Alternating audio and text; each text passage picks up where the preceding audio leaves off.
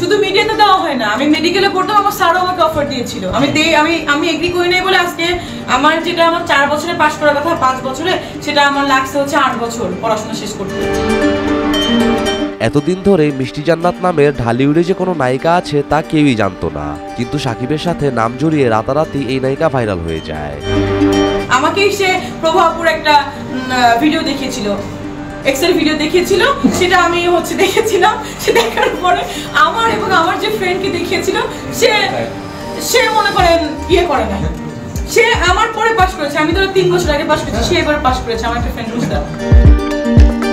গত কয়েকদিন ধরে সাকিবের তৃতীয় বিয়ে নিয়ে বারবার গণমাধ্যমে কথা বলতে দেখা যায় মিষ্টি জান্নাতকে। ভক্তরা সবাই বুঝে গেছে এই নায়িকার চরিত্র কেমন। মিডিয়ার বাইরে যে চাকরি করতে যায় 5,000-10,000 টাকা চাকরিতেও তো অফার দেয়, 5,000 টাকা চাকরিতেও তো অফার দেয় মেয়েদের, যে স্যারকে খুশি করতে হবে। সেটা কি হবে?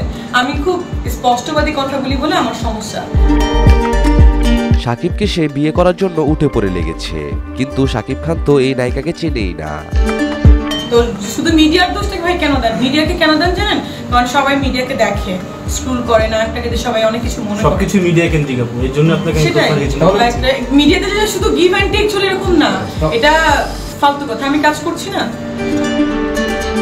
নিজেকে উপবুবলির জায়গায় নিয়ে যেতে মিষ্টি জান্নাতের আরো কয়েক যুগ লেগে যাবে, কিন্তু এই নায়িকা বুঝতে পারছে না যে এগুলো করে সে তার ক্যারিয়ারকে আরো ধ্বংসের দিকে ঠেলে দিয়েছে।